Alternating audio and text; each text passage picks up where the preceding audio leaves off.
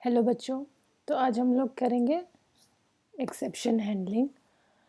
Exception handling में हम क्या क्या लर्न करने की कोशिश करेंगे आज।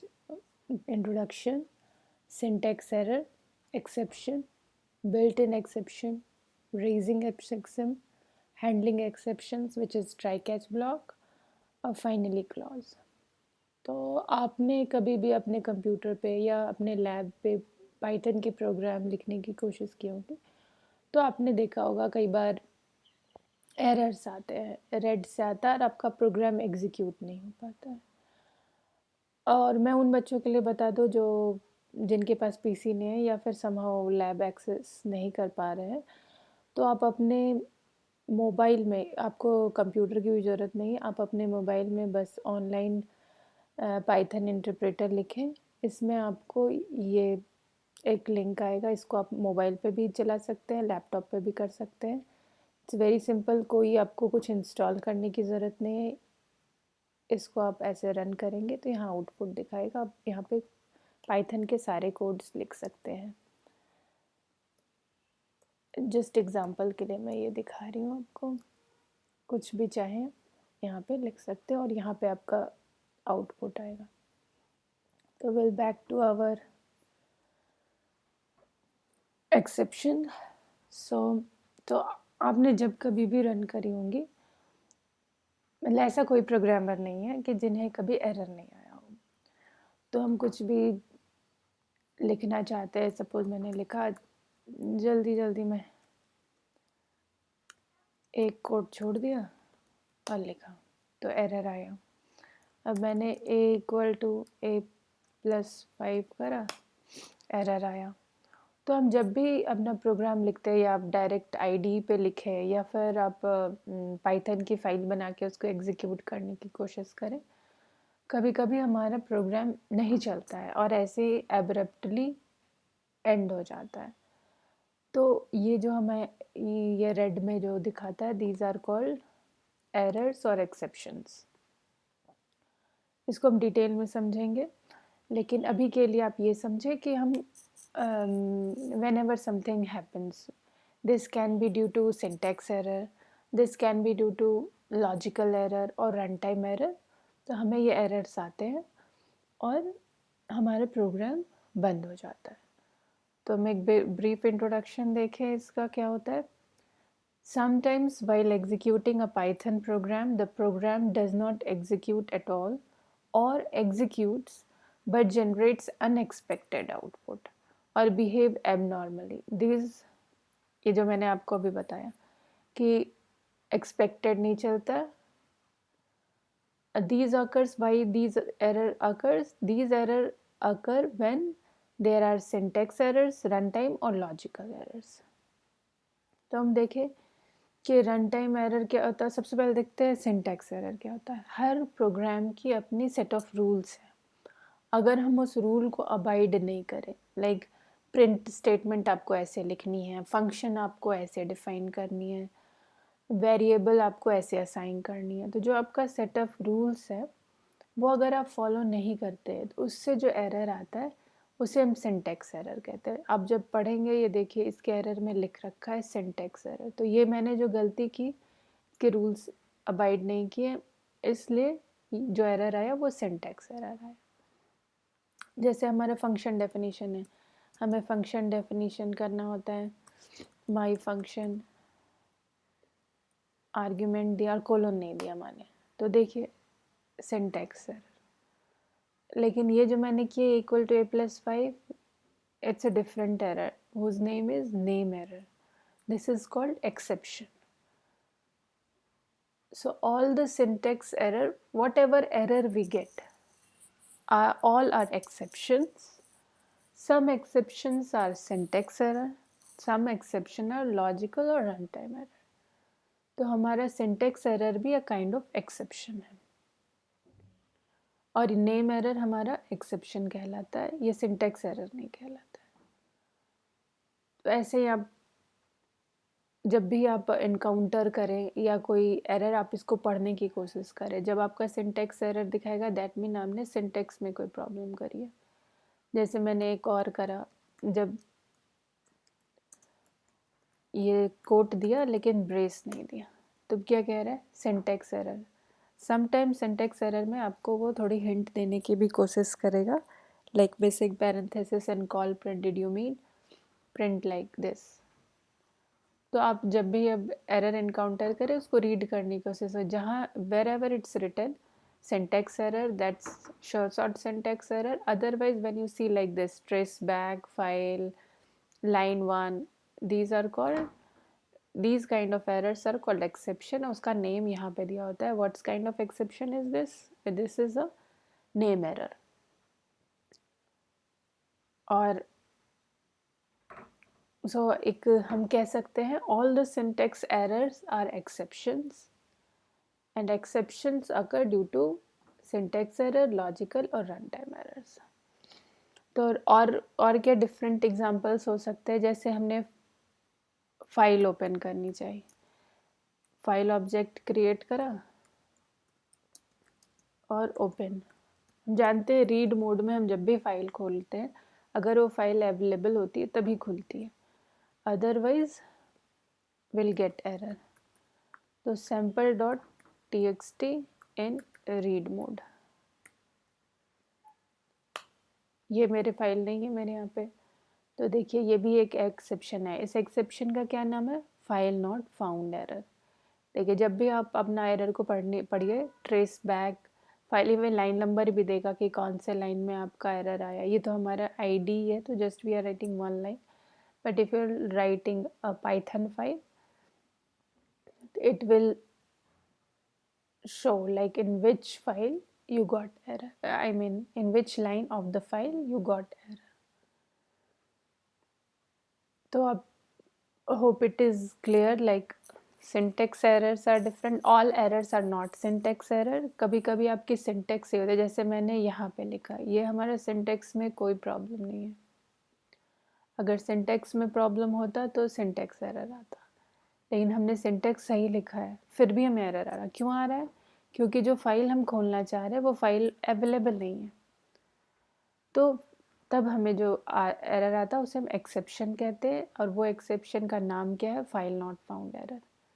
अब देखिए हम जैसे मान लीजिए डिवाइड करें, अब जाते हैं डिनोमिनेटर अगर 0 से डिवाइड करें, this is also kind of exception. उस एक्सेप्शन का क्या नाम है, zero division error. And these exceptions are called run time exceptions, क्योंकि जब हम एग्जीक्यूट करते तो हमें ये प्रोग्राम को एग्जीक्यूट नहीं होने देता है, ये एब्रप्टली एंड हो जाता है। तो हमारे एजेंडा में नेक्स्ट क्या है, syntax error which we covered, like all the errors,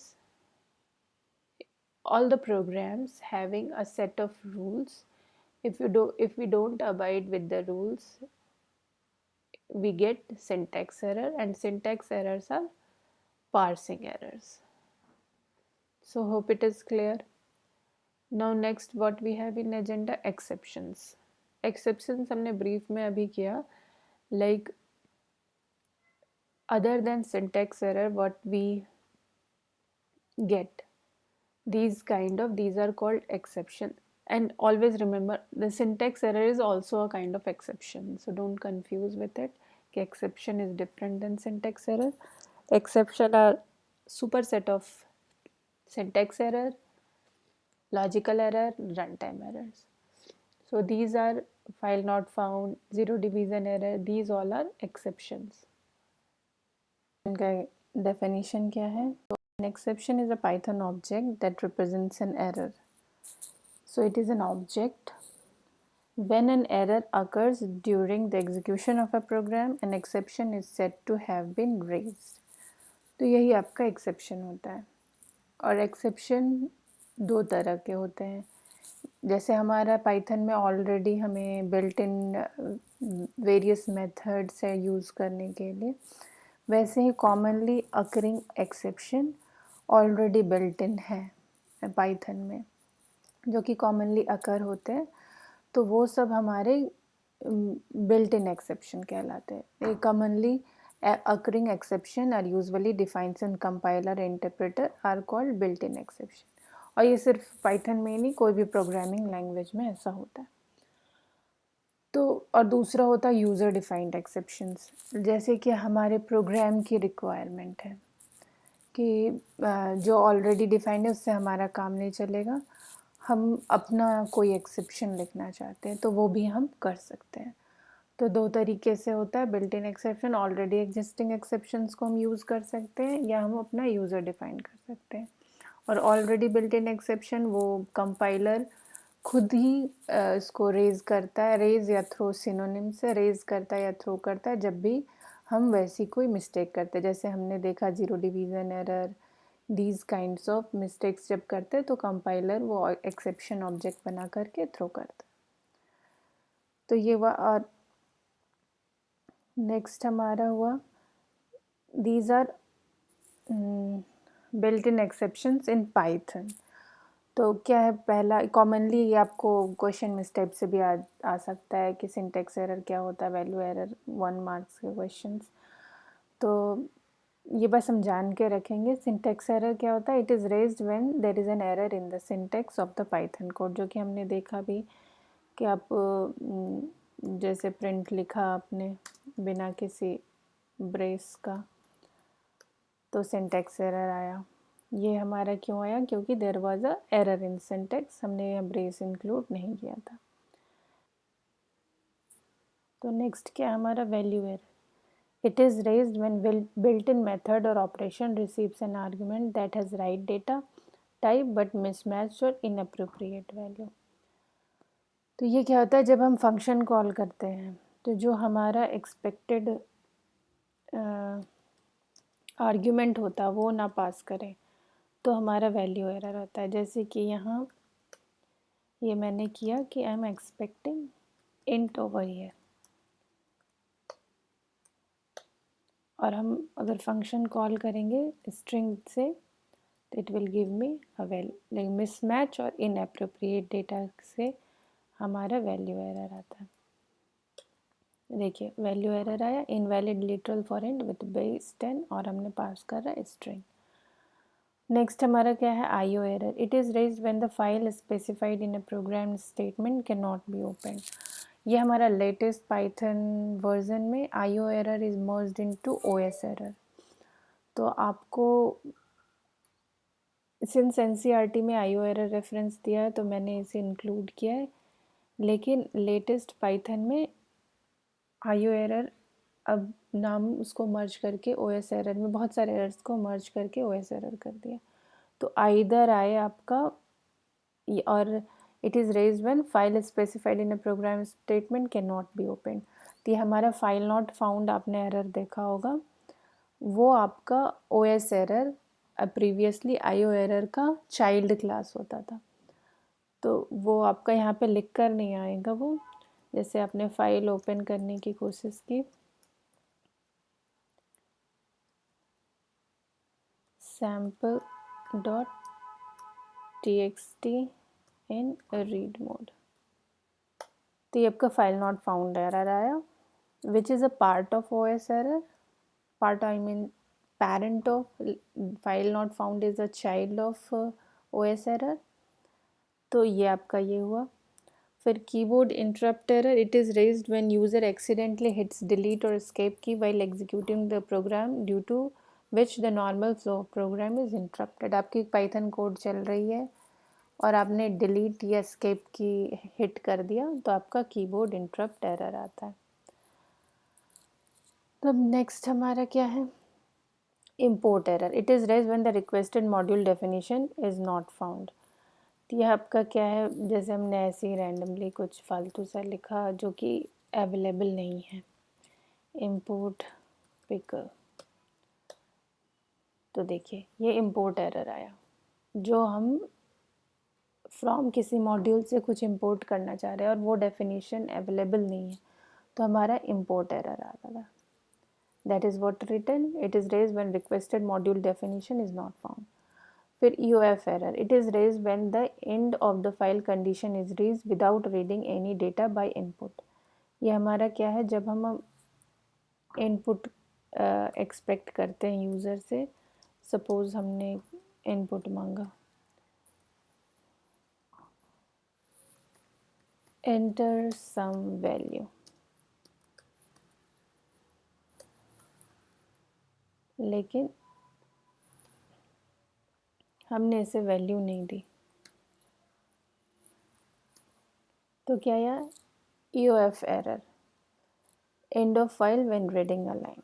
तो ये हमें तब एरर आता है जब इनपुट में if it can not read, it is raised when end of file condition is reached without reading any data by input। फिर zero division error, ये हमने देखा, ये अगर भी if we try to divide any number we get this error. See zero division error, ये आपका आता है whenever it is raised when denominator in the division operation is zero। Index error क्या होता है, जब हम it is raise when index और subscript in sequence is out of range. ये कब हुआ, जैसे हमने मान लीजिए एक लिस्ट डिफाइन करी, उसमें 2 एलिमेंट डाला, लेकिन when we try to access it other than that we get, suppose we are trying to access index number 2, तो देखिए आया index error, list index out of range, तो ये आपका हो गया। फिर क्या है, index error, name error, it is raise when local और global variable name is not defined. अगर हमने डिफाइन नहीं किया है और try to access that variable will get this error. Suppose हमने ए, यहाँ पे ए तो डिफाइन कर रखा है, बी इक्वल टू b+5 किया, देखिए नेम एरर, हमने बी यहाँ पे डिफाइन नहीं किया लेकिन उसको एक्सेस करने की कोशिश कर रहे हैं, तो वैसे केस में नेम एरर आता है। It is raise when a local और global variable name is not defined. Indentation error, ये आपका जब करेक्ट इंटेंडेशन नहीं देते, it is now a part of syntax error. So जैसे हमको दिखाए, हमने किया इफ़ ए इक्वल टू 2 या 1, ये सिंटेक्स एरर मैंने कर दिया। इफ़ a इक्वल टू 1, ये लिखा मैंने प्रिंट,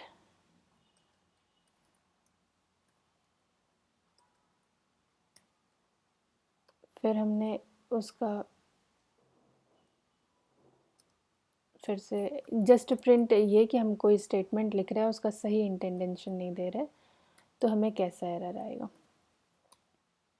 देखिए syntax error, unindent does not match any outer indentation level. तो ये आपका इंटेंडेशन लेवल आता है लेकिन it's a part of syntax error. तो आपको अगर डेफिनेशन या उसका मतलब पूछे तो it is raise due to incorrect indentation in the program of the code. Type error कब आता है, it is raise when an operator is supplied with the value incorrect data type. जैसे कि हम स्ट्रिंग और इंट को add करने की कोशिश करें, इनकरेक्ट मिसमैच डेटा टाइप, तो हमें ऐसा एरर आता है। अब ए में हम डालें 5+m, तो देखिए टाइप एरर, अनसपोर्टेड ऑपरेंट, और जो भी मिसमैच, ज़रूरी नहीं इंटरेस्टिंग, एनी मिसमैच डेटा का जब हम ऑपरेशन करने की कोशिश करते हैं, it is raise when operator is supplied with a value of incorrect data type. और overflow error, it is raise when the result of the calculation exceeds the maximum limit of the numeric data. ये बहुत huge number होता है, इसको भी हम show कर सकते हैं, बट ये बस समझिए कि इंट की जो इन टाइप का आपका डेटा टाइप है या फ्लोट है, उसकी जो मैक्सिमम वैल्यू उससे ज़्यादा अगर आप उसका रिज़ल्ट आ रहा है, तो वैसे केस में ओवरफ्लो एरर आता है। ये हुआ। नेक्स्ट हमारा क्या है, रेजिंग एक्सेप्शन। तो ये क्या, हम जैसे मैंने आपको दिखाए इतने सारे हमने एरर्स एक्सेप्शंस किए, ये हम अगर गलत प्रोग्राम लिखते हैं तो ये सब एक्सेप्शंस रेज होते हैं, एक्सेप्शन थ्रो होते हैं। Raise and throw you consider it a synonym. अगर आपको कहीं एक्सेप्शन थ्रो करना, एक्सेप्शन रेज करना, सिमिलर मीनिंग। तो ये सारे जब हमारे एक्सेप्शन थ्रो होते हैं या रेज होते हैं तो हमें एरर मिलता है। अगर हम कोई प्रोग्राम लिखे और ऐसे ही अचानक से आया तो हमारा प्रोग्राम उसके आगे एग्जीक्यूट नहीं हो पाता है। तो वैसे केस में हमें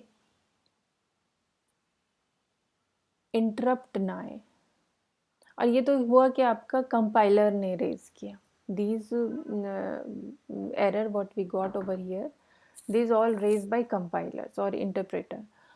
लेकिन अगर प्रोग्रामर चाहे कि हम जैसे यूज़र से कुछ इनपुट लिया या कुछ program, your program is trying to access something और उससे कुछ एरर आया, तो your program also can raise exceptions. That is what raising exceptions. So each time an error is detected in a program, the Python interpreter raises or throws an exception। ये हुआ आपका कि built-in exception जब throw करते हैं। Programmers can also forcefully raise exception in program using raise and assert statement। तो interpreter का अपना मैकेनिज्म है। प्रोग्रामर भी जब थ्रो करते हैं तो रेज और assert स्टेटमेंट का यूज़ करके एक्सेप्शन थ्रो करते हैं। Once an exception is raised, no further statement in the current block of the code is executed। जो कि मैं अभी आपको बता रही थी कि जब भी आपका कोई एरर और एक्सेप्शन हो वो नॉर्मल फ्लो को एब्रप्ट कर देता है। तो उसके आगे की कोड, उसके आगे की जो लाइंस आपने लिखी हुई है वो एग्जीक्यूट नहीं होती। वही लिखा है once the exception is raise no further statement in current block of the code is executed. और फिर क्या, exception handlers are design to execute when a specific exception is raised. तो हम लोग एक्सेप्शन हैंडलर के बारे में और डिटेल में जानेंगे। अभी मतलब समझिए regarding exceptions and exception raising these statements you should know. So next क्या है, रेज स्टेटमेंट क्यों यूज़ करते हैं? So it is use to throw an exception. So programmer can raise either built-in exception or user-defined exceptions। जो already आपका built-in है वो भी exception programmer raise कर सकता है, वो खुद का भी define करके raise कर सकता है। और syntax क्या है वो हम लोग देखेंगे raise exception name। जैसे कि ये देखिए आप,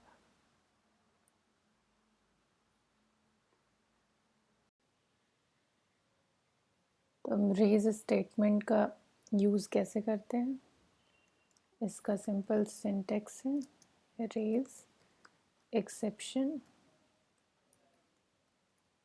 और यहाँ पे आप लिखिए जो भी आप मैसेज देना चाहते हैं। यहाँ हम बस टेस्ट कर रहे हैं तो माई एक्सेप्शन लिख दिए। तो देखिए एरर आया एक्सेप्शन माई एक्सेप्शन। तो यहाँ पे जो भी आप डबल कोट में स्ट्रिंग पास करते हैं वो मैसेज जाता है जब वो एक्सेप्शन रेज होता है। तो programmer can raise exception like this. और ये एक्सेप्शन क्या है, ये ऑलरेडी क्लास है पाइथन में। और सारे एक्सेप्शंस जो भी आपको ये रेड वाला एरर आता है, ये सारे एक्सेप्शन डिराइव होते हैं बेस एक्सेप्शन से। और जब भी हम प्रोग्रामर और यूज़र डिफाइन जो एक्सेप्शन होता है, all the exception should be derived from here और it should be exception only।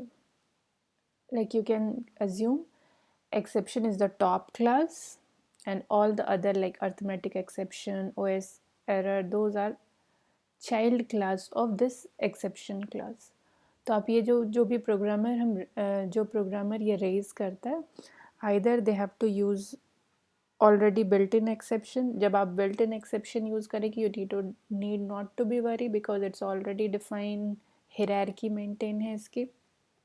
लेकिन जब आप कस्टम करेंगे, ये तो हमने ऑलरेडी डिफाइन ही क्लास यूज़ किया, बस अपना कस्टम मैसेज डाला है। लेकिन आपको अगर मन हुआ डिफरेंट कस्टम इवन एक्सेप्शन का नाम भी दे, तो उसके लिए आपको क्या करना होगा, अलग से आपको एक क्लास डिफाइन करनी होगी। क्लास को मान लीजिए माई एक्सेप्शन नाम दिया और ये इसको चाइल्ड क्लास बनाने के लिए पेरेंट का नाम यहाँ पे दिया जाता है ऐसे। ये भी क्लास में एम्प्टी रख रही हूँ जस्ट लाइक दैट।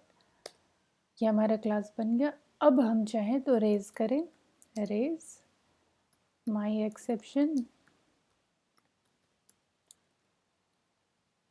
और यहाँ पे हम मैसेज दे दें माई कस्टम एक्सेप्शन। देखिए तब ये आया। देखिए एक्सेप्शन का नाम भी बदल गया। यहाँ पे we can't change the exception, we can erase by like zero division error,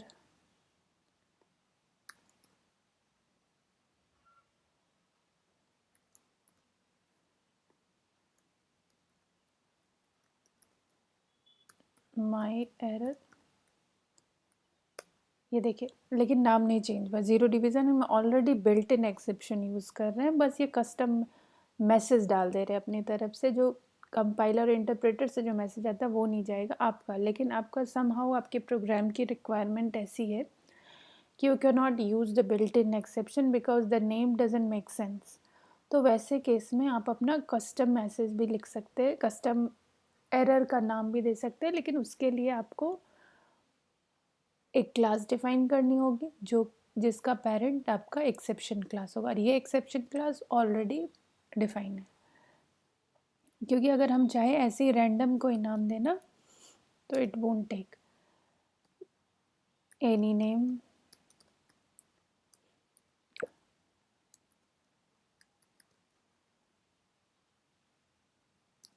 checking. तो देखिए ये वर्कआउट ही करेगा। ये हमारा एक्सेप्शन रेज नहीं हुआ, ये नेम एरर आ गया, any name is not defined. तो आपका ये मैं एक तरीका बताइए आपको, कस्टम एक्सेप्शन भी आप कैसे रेज कर सकते हैं। Mostly you focus on erasing already built-in exception with your message. So hope it is clear. Like raise statement is used to throw exception, और ये जो प्रोग्रामर है, a programmer can raise exception using raise keyword, और ये हमारा इसका syntax है, ऐसे हम रेज करेंगे। तो वेर एवर आपका तो कोड में डिफरेंट लाइन्स है, ये बीच में जहाँ कहीं भी आप लिखेंगे तो ये एरर थ्रो करेगा और आपके आपके कस्टम मैसेज को शो करेगा। जैसे हमने यहाँ पे देखा, यहाँ मैंने माई एक्सेप्शन लिखा तो मैसेज माई एक्सेप्शन शो किया। यहाँ देखिए हमने ज़ीरो डिवीज़न में माई एरर लिखा तो माई एरर लिख के आया, लेकिन अगर हम नॉर्मल ज़ीरो डिवीज़न करेंगे तो ये डिवीज़न बाई ज़ीरो जो इंटरप्रेटर की तरफ से मैसेज है वो आता है, हम उसको मॉडिफाई कर सकते हैं। तो programmer can raise exception either built in और यूज़र डिफाइन, ये भी मैंने बताया आपको। ये आपका बिल्ट इन एक्सेप्शन हमने यूज़ किया, ये भी हमारा बिल्ट इन एक्सेप्शन यूज़ किया, और ये हमारा यूज़र डिफाइन एक्सेप्शन हुआ, माई कस्टम एक्सेप्शन। देखिए यहाँ एक्सेप्शन का नाम भी चेंज हो गया और सिंटेक्स बताया हमने, एग्जाम्पल भी किया। नेक्स्ट, और हमने ये भी पहले पढ़ा था कि एक्सेप्शन रेज हम दो तरीके से कर सकते हैं, एक रेज स्टेटमेंट का यूज़ करके जो कि यहाँ पे है, और दूसरा असर्ट स्टेटमेंट का यूज़ करके। तो assert statement in Python is used to test an expression in the program code. If the result after testing comes false, then exception is raised. इसका यूज़ हम कहाँ करते हैं? सपोज़ आपने कोई फंक्शन लिखा और फंक्शन की रिक्वायरमेंट है कि उसका आर्ग्यूमेंट आप टेस्ट करें, मतलब आप आर्ग्यूमेंट ज़रूर पास करें बट इन फंक्शन आप चाहते कि आप चेक कर ले उस पर, उस आर्ग्यूमेंट को यूज़ करने या ऑपरेट करने से पहले एक बार चाहे कि उसको चेक कर ले।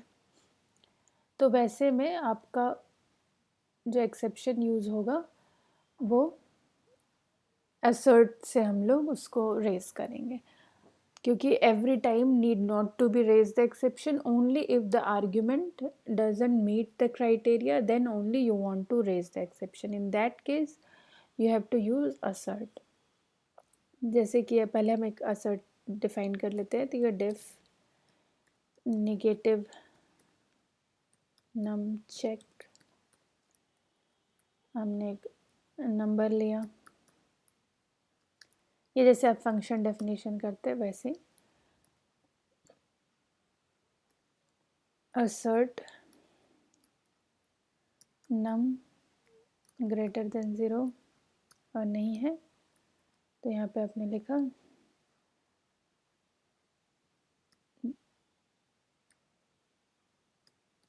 it is a negative number।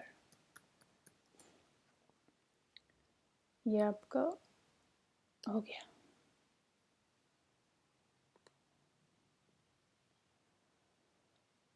और हमने एक फंक्शन में हम यूज़ करना चाहें, फंक्शन नम है, नम या कुछ भी फंक्शन, माय फंक्शन, इसमें हमने एक आर्ग्यूमेंट लिया,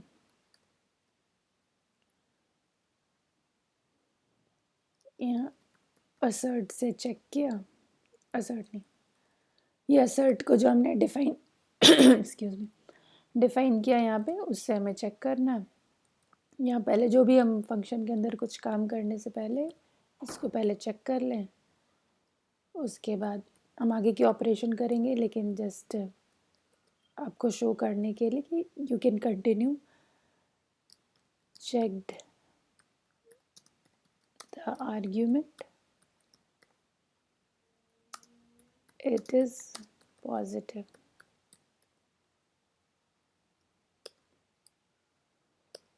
अब देखिए वो माई फंक्शन को हम कॉल करते,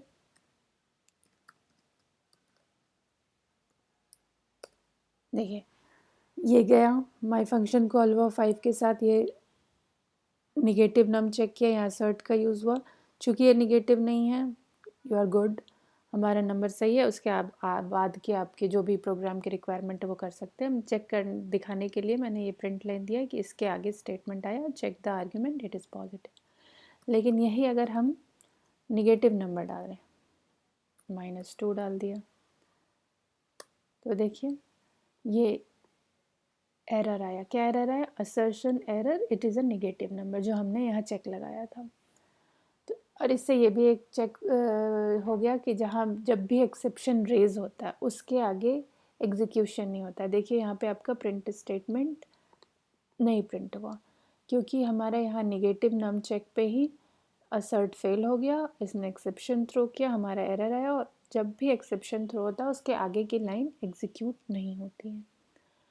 तो a programmer can raise exception by 2 different ways. First is raise exception, the second is assert raise statement and assert statement.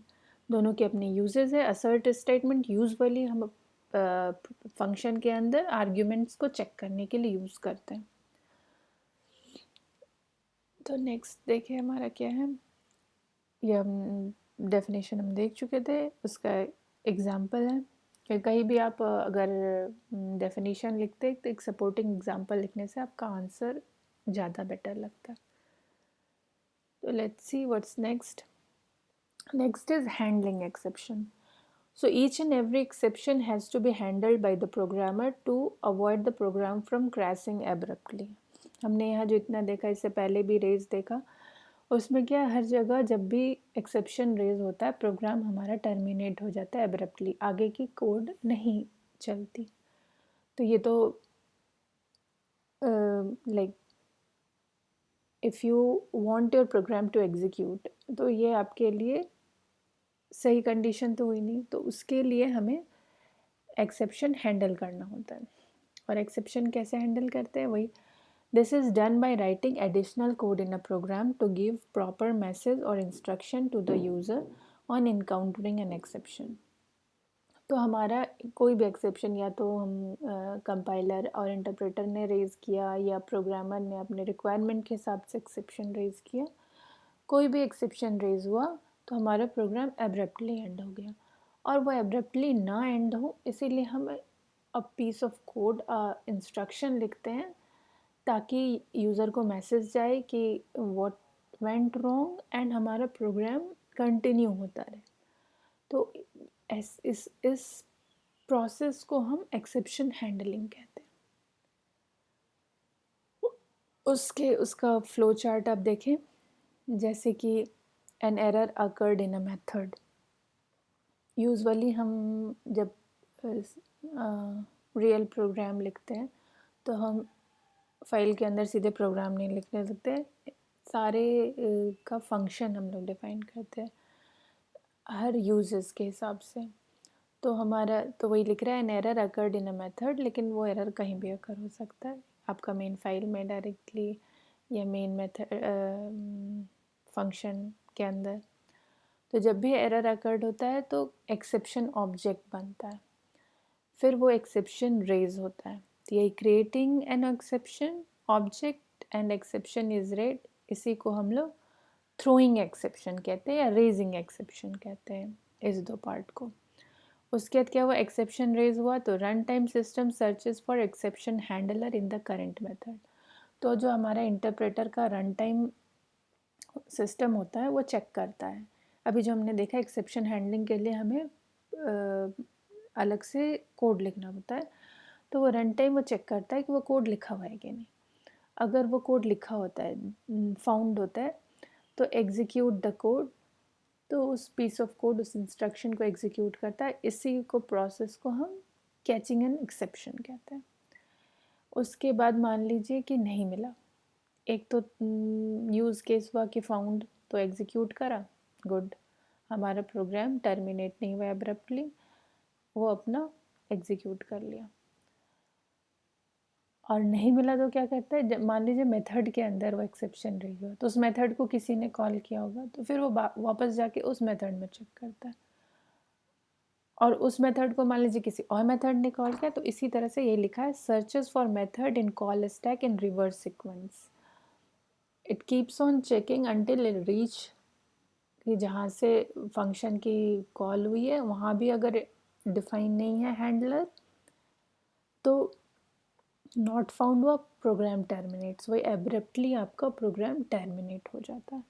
और अगर जो उस मेथड को मान लीजिए किसी और मेथड ने कॉल किया और उसमें मिल गया एक्सेप्शन हैंडलिंग का कोड, तो वो एक्सेप्शन हैंडलिंग कोड एग्जीक्यूट करता है, which is called catching an exception. तो this is the whole flow of exception, like raising and catching, like exception throwing and exception handling. Next हमारा क्या है, catching an exception. जो हमने अभी बात की एक्सेप्शन हैंडलिंग, उसको हम एक पीस ऑफ कोड प्रोवाइड करते हैं, इंस्ट्रक्शन प्रोवाइड करते हैं, वो पीस ऑफ कोड कहलाता है कैचिंग एन एक्सेप्शन। उसको हम कैसे कहते हैं, using try except block. Try except block होता है, उसका यूज़ करके हम एक्सेप्शन कैच करते हैं। A possible piece of code where we suspect of exception, we place that code inside a try block. Try block followed by except block. If exception is encountered, further execution of the code inside the try block is stopped and control is transferred to the except block. जो try except block में try में आपका exception अगर होता है, except में उसको handle किया जाता है, और द मोमेंट जिस लाइन पे ही एक्सेप्शन आकर होता है, एग्जीक्यूशन वहाँ से हटके एक्सेप्ट ब्लॉक में चली जाती है। और सिंटेक्स क्या है, this is the syntax, try a code except. ये इसका मैं एक एग्जांपल में दिखा दूँ, जैसे कि मान लीजिए हम जीरो डिवीज़न कहीं देखें, तो ट्राई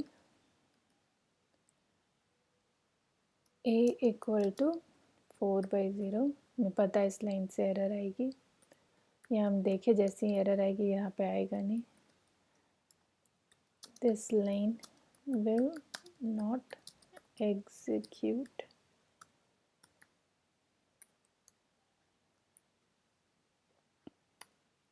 ये ट्राई हो गया, ये एक्सेप्ट हो गया। हम एक्सेप्ट क्या कर रहे हैं, zero division error.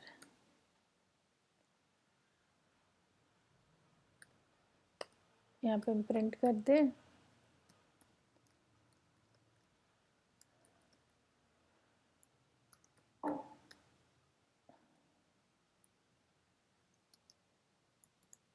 Zero division error.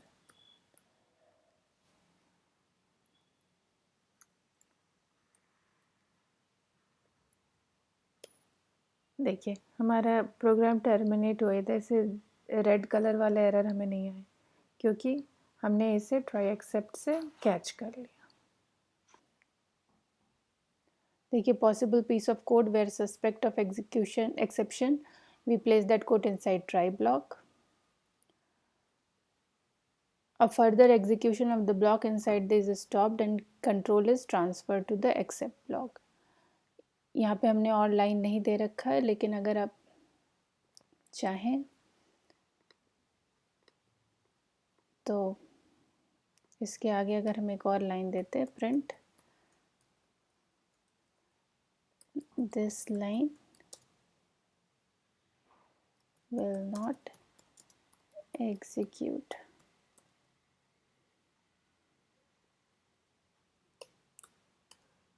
देखिए ये प्रिंट नहीं हुआ क्योंकि एज सुन एक्सेप्शन अकर होता है, ये जो हमने एक, तो वो जो एरर आता है उस एक्सेप्ट ब्लॉक को, मतलब इस लाइन से ही आपका एग्जीक्यूशन ट्रांसफ़र हो जाता है एक्सेप्ट ब्लॉक को। उसके बाद की लाइन जहाँ पे एक्सेप्शन अकर हुआ उसके बाद की लाइन एग्जीक्यूट नहीं होती है। ये जो हमारा है process, an error occurred in a method, create an exception object, exception is raised, runtime system searches for the exception handler in the current method. वही हमारा अभी हुआ, यहाँ पे एक्सेप्शन अकर हुआ, रन टाइम सिस्टम क्या, वो हैंडलर कोड ढूंढने लगा, that run time system got that okay zero division error is defined over here, we got the handler, so it will transfer the execution to the except block. अब next हम देखें variations of try except block. तो ये हमने एक देखा try except block, और क्या होता है try with multiple except block होता है। जैसे कि हम अगर सस्पेक्ट कर रहे हैं कि there could be multiple error, there could be chances of occurring multiple error, like जैसे हम फंक्शन डिफाइन करें माय फंक्शन, इसमें हम एक इंटीजर एक्सपेक्ट कर रहे हैं but user can pass string also, तो इसको हम यहाँ पे कर देते हैं a equal to int num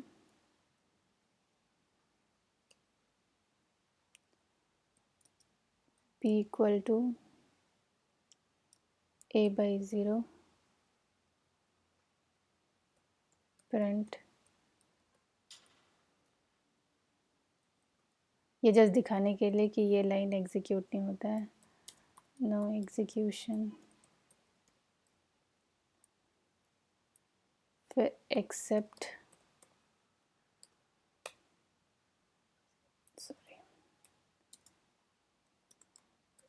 value error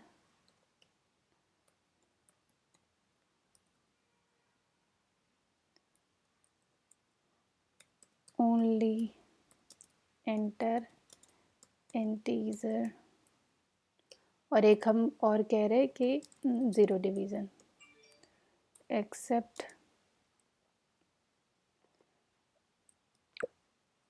zero division print can not divide by zero. ये हुआ, हमने ये फंक्शन डिफाइन कर दिया। अब हम इस फंक्शन को कॉल करते हैं। पहला हम करते हैं सब कुछ सही रहेगा, सब कुछ सही इन द सेंस इंटीजर ही नंबर पास करते हैं। तो देखिए इंटीजर अपने पास किया, ये आराम से कन्वर्ट कर लिया, ये इस लाइन पे आया, एक्सेप्शन ऑब्जेक्ट क्रिएट हुआ। ये चूँकि हैंडलर डिफाइन है तो ज़ीरो डिवीज़न एरर हैंडलर में जाके वो एक्सेप्शन कैच हो गया और ये वाली लाइन एग्जीक्यूट हो गई, can not divide by zero. अगर हम मान लीजिए इसमें स्ट्रिंग पास करते हैं तो क्या होता है, देखिए स्ट्रिंग पास किए तो अगेन ये इस लाइन पे एरर नहीं आया, इसी लाइन पे एरर आ गया, क्योंकि स्ट्रिंग को हम इंट में कन्वर्ट नहीं कर सकते। तो ये फिर again it started searching for handler. Now this handler is not appropriate. Now value error handler is appropriate, so it entered in this except block and only in enter integer. Message got printed. In either of the case, since the exception occurred, so this print statement, no execution, was not printed. तो ये आपका example हुआ try with multiple except block. Different error के साथ आप इसको कर सकते हैं। और दूसरा, आप एक बिना एरर का नाम लिखे भी आप जस्ट एक्सेप्ट लिख सकते हैं। वैसे केस में क्या होगा, what ever be the error, I will just show that one also.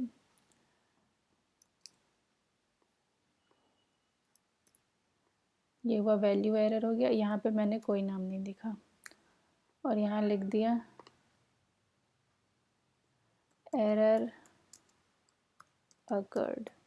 यहाँ कोई भी एरर इस एक्सेप्ट ब्लॉक से कैच हो सकता है, so we don't know which except which error has occurred because we are not putting any error name here. So you see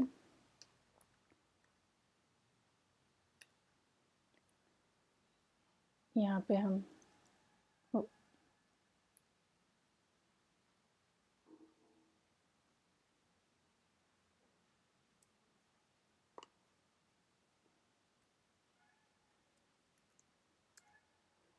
my function,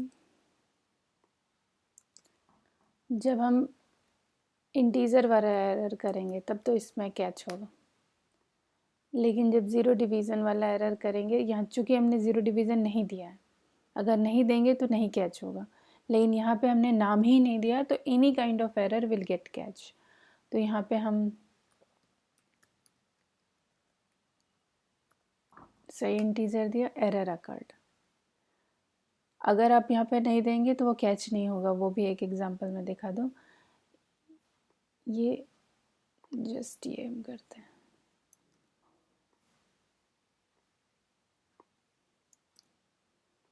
यहाँ पे हम ज़ीरो डिवीज़न एरर की जगह अगर हम वैल्यू एरर कर दें,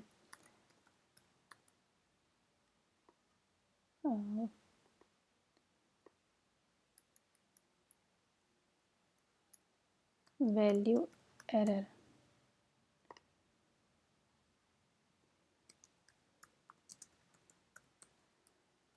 और हम ज़ीरो डिवीज़न वाला एरर नहीं लिखें, जस्ट वैल्यू एरर लिखें, तो वैसे कि इसमें अगर आप इसको एग्जीक्यूट करने का कोशिश करेंगे तो एक्सेप्शन रेज हो जाएगा, क्योंकि हमने यहाँ वैल्यू एरर बस दिए, ज़ीरो डिवीज़न एरर नहीं दिए।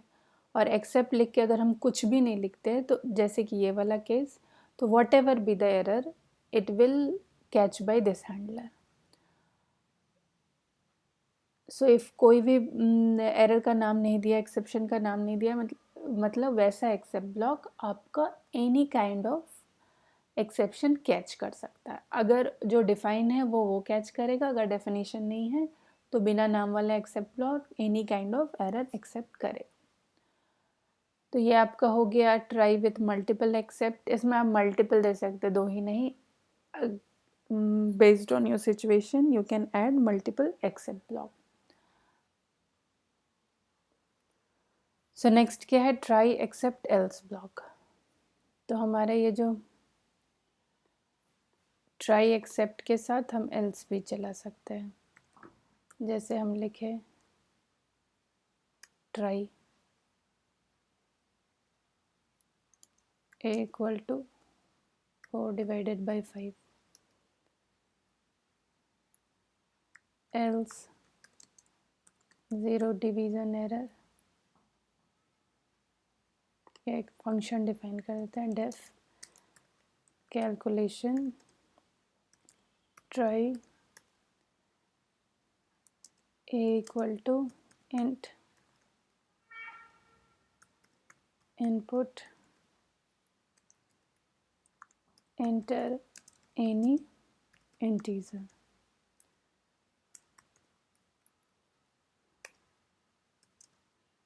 b equal to a divided by 2 except value error print enter integer only और यहाँ पे हम else लिखें else calculation done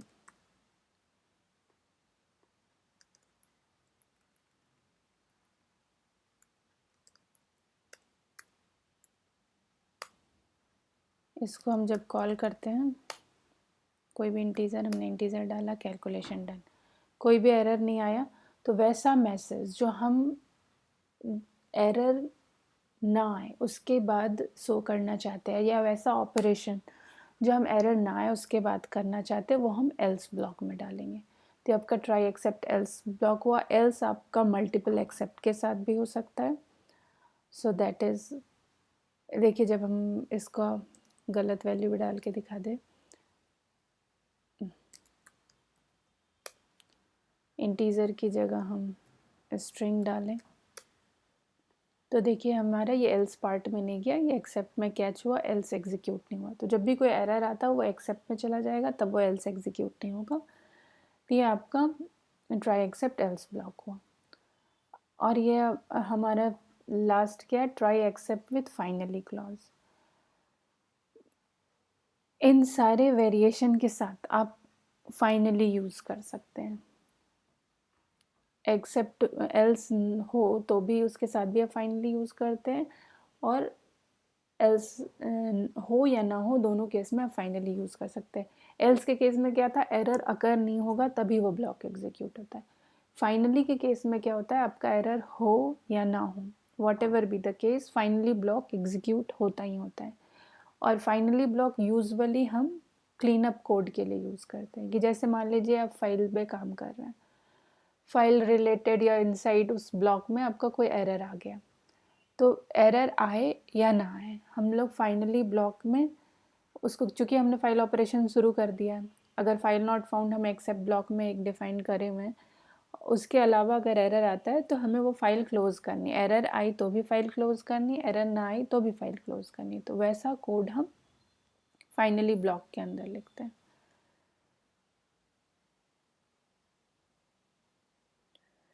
एक छोटा एग्जांपल फाइनली ब्लॉक का भी देख लेते हैं।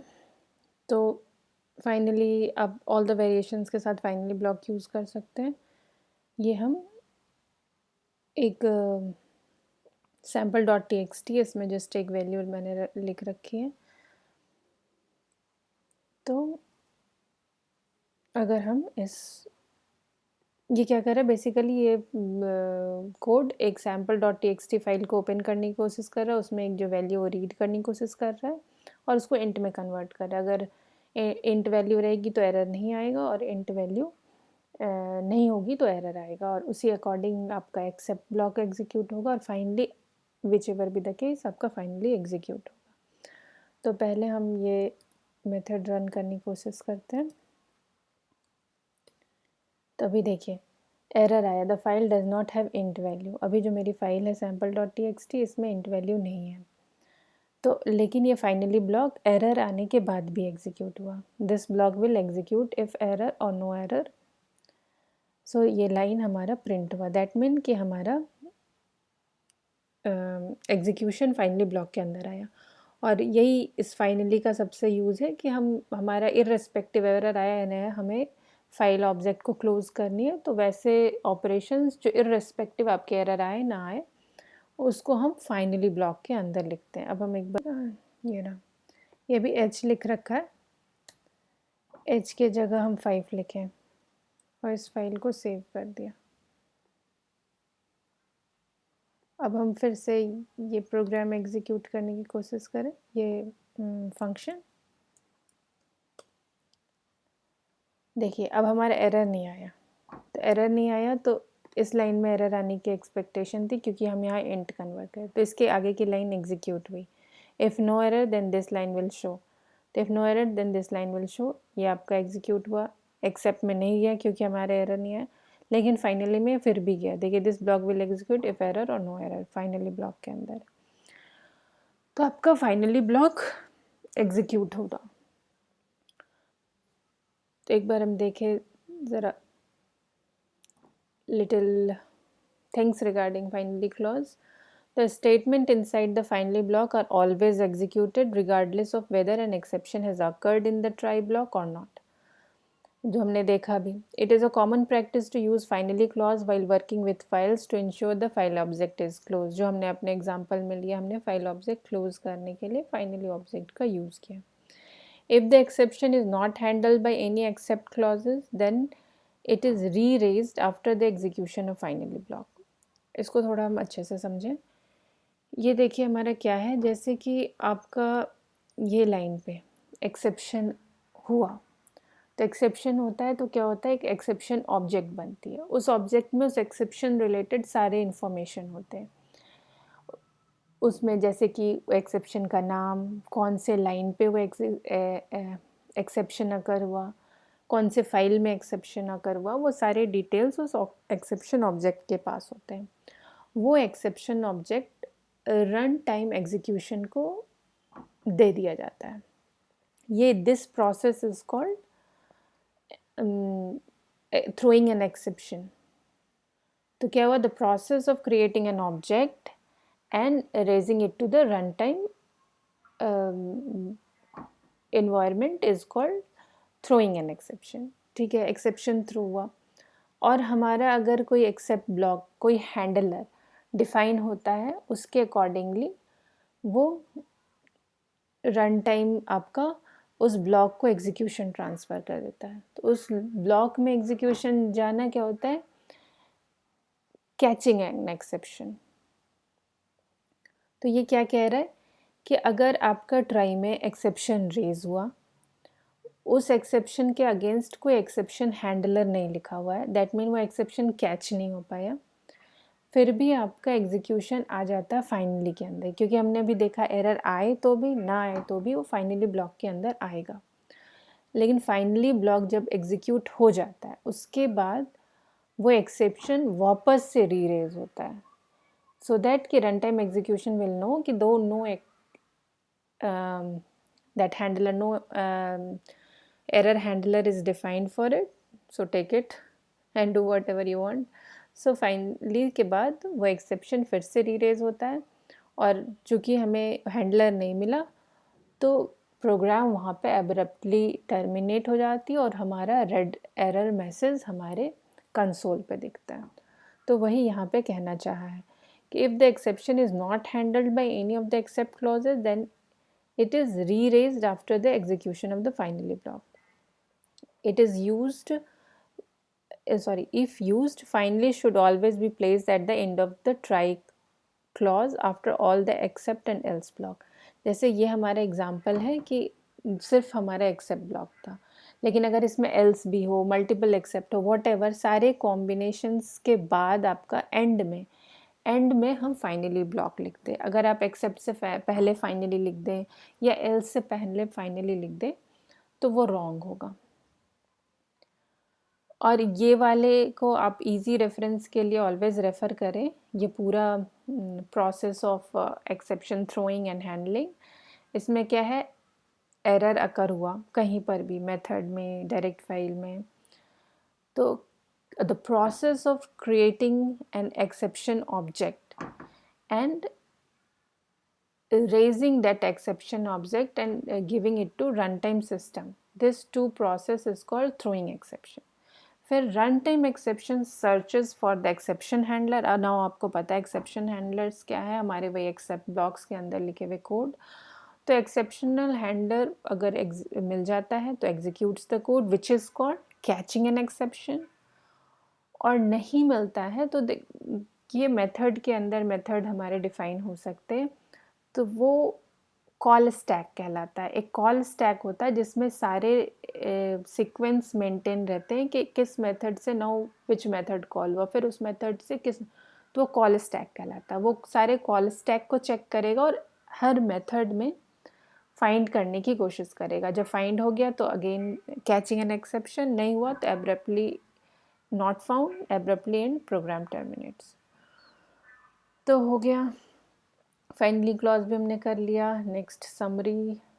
सो to quickly summarise all these things, तो whatever be the reason, अगर आपके प्रोग्राम में कोई एरर आते हैं, that could be due to syntax error, run time error और लॉजिकल एरर, तो उन्हें हम एक्सेप्शंस कहते हैं.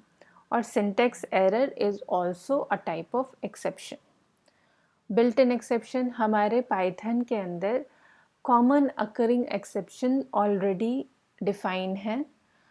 Those exceptions are called built-in exception. User can also define the exception. So user can also write their own exception classes, that is called user defined exception. Raising exception क्या होता है? एक हमारा interpreter होता है, that can also raise the exception due to some error in our logic or runtime error or syntax error. और दूसरा क्या होता है, प्रोग्रामर इवन इफ एरर नहीं है, still the programmer can say interpreter using raise and assert keyword. इस दोनों raise और assert का यूज़ करके प्रोग्रामर exception raise करता. Process again it will be the same. When programmer will use assert or raise, again that exception object is made and it is hand over to the runtime system. This process is called raising an exception or throwing an exception. So it can be solely through the interpreter or compiler, or programmer can also raise the exception using raise and assert keyword. Handling exception क्या होता है? ये try except block जो हम लोग लिखते हैं, उससे हम प्रोग्राम एब्रप्टली ना बंद हो जाए, इसलिए हम एक्सेप्ट ब्लॉक में सस्पेक्टिंग एरर्स को डाल करके उसके अकॉर्डिंग हम अपना कोड लिखते हैं. तो वही एक्सेप्ट ब्लॉक कहलाता है. Try except block, this system is called, this setting is called exception handling. और एक्सेप्ट वाला जो कोड होता है वो कहलाता है catching an exception. Finally clause भी it's a part of exception handling, जिसमें आप फाइनली क्लॉज सबसे एंड में लिखते हैं. Try except, except else, whatever आपको लिखना है सबसे एंड में फाइनली लिखते हैं. और फाइनली क्लॉज आपका इररिस्पेक्टिव एरर हुई है या नहीं हुई है, फिर भी आपका फाइनली ब्लॉक एग्जीक्यूट होता है.